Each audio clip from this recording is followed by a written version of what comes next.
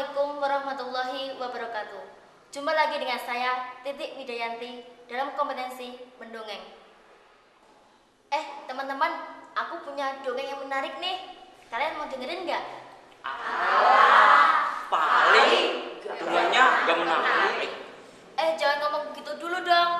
Kalian pernah dengar dongeng Timun Mas nggak? Timun Mas.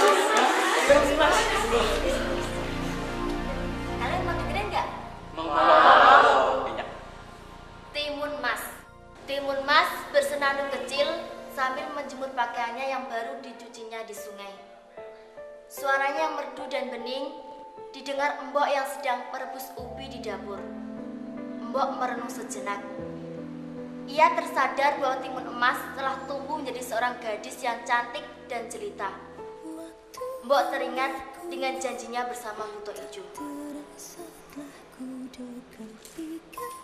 Kira-kira 13 tahun yang lalu, Mbok merasa dirinya sudah tua. Dalam hidupnya yang sendiri, ia merindukan datangnya seorang anak untuk menemaninya di hari tuanya. Dengan tekad yang sangat kuat, Mbok pergi ke tengah hutan. Di sebuah pohon yang sangat besar, Mbok bertapa.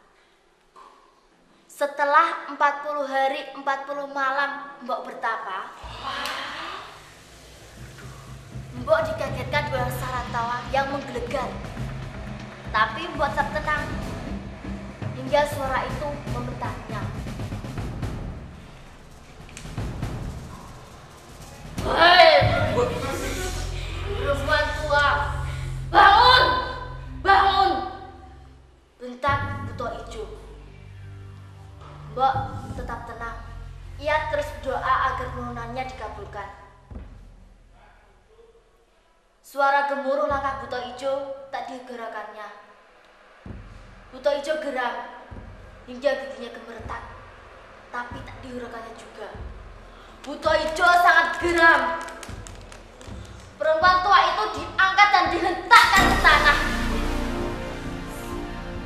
Mbok sangat takut. Sebelum berkata-kata, suara tawa Buto Ijo membelah malam. Aku tahu permintaanmu. Kau ingin seorang anak, bukan? Aku akan memberikannya, bentak Buto Ijo. Apakah aku dapat mempercayaimu, Buto Ijo? Jawab Mbok dengan gemetar. Tentu. Terima kasih, Buto Ijo. Jawab Mbok sambil gembira bercampur takut. Tunggu. Aku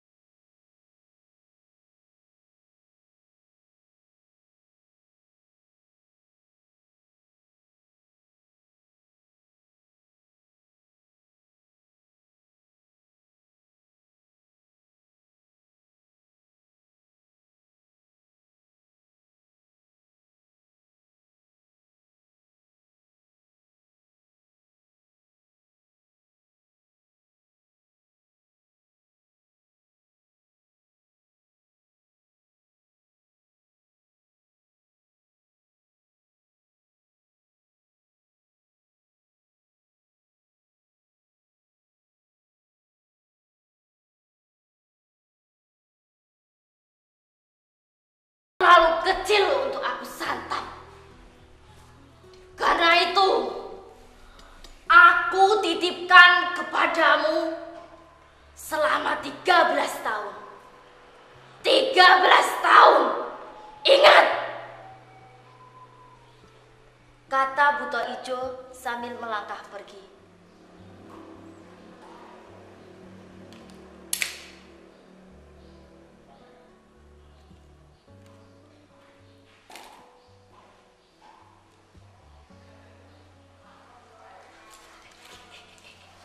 Terus bagaimana kelanjutannya? Iya, bagaimana? Gimana sih ya dia? Oke, saya lanjutkan. Penasaran nih. Saat Mbok termenung, ternyata Timun Emas sudah berada lama di sampingnya. Timun Emas heran melihat Mbok yang sangat sedih, hingga tidak tahu kedatangannya.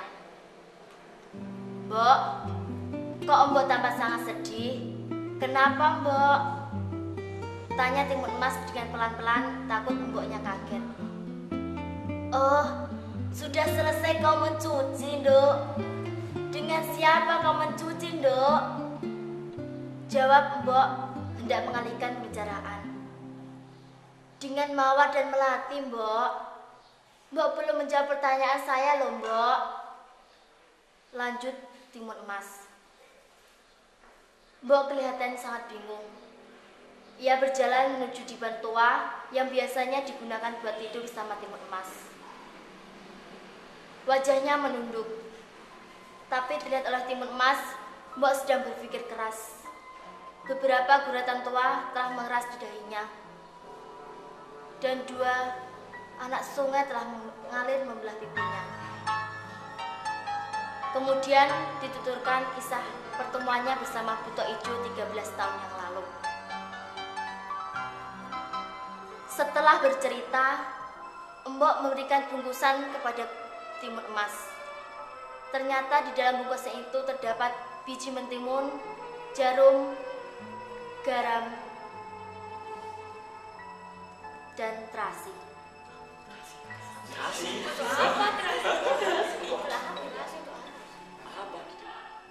Setelah Timun Emas pergi, terdengar suara langkah berat di belakang gubuk Mbok. Suara itu makin dekat, kemudian terdengar pintu yang disepak dari luar. Berat! Mbok, jangan sembunyi. Pasti kau sudah mengetahui maksud datanganku. Tentu. Aku ingat dengan janjiku, kata Mbok. Mana Timun Emas? Pasti gadis itu telah empuk dagingnya dan gurih tulangnya.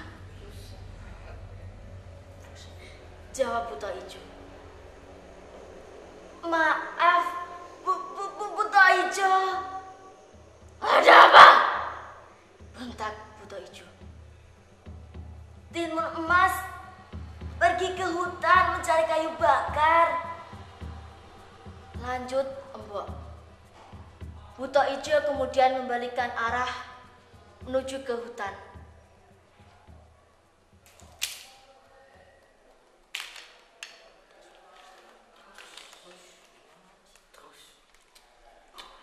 Buto Ijo menatap hamparan tanah halaman Mbok. Di situ terdapat telapak kaki kecil yang mengarah ke utara menuju sungai. Buto Ijo kemudian mengikutinya. Langkah-langkah Buto Ijo yang panjang berhasil menemukan Timun Emas. Timun Emas kemudian mempercepat langkahnya. Saat Buto Ijo telah dekat dengannya, Timun Emas ingat dengan bekal yang diberikan oleh emboknya. Kemudian ia menggerogoh kantong itu. Ups, terasi. Baunya sangat. Dengan tanpa berpikir panjang, terasi itu dilempar. Ajaib! Terasi itu berubah menjadi hamparan lumpur dan gunung yang menjulang tinggi. Tapi akhirnya Buto Ijo berhasil melewatinya. Selanjutnya, setiap Buto Ijo berhasil mendekati timun emas, dilemparkannya berturut-turut biji mentimun, jarum, dan garam.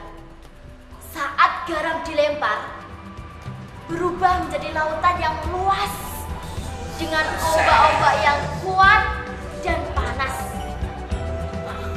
Dan saat itu, berakhirlah kejahatan Buto Ijo dalam lautan.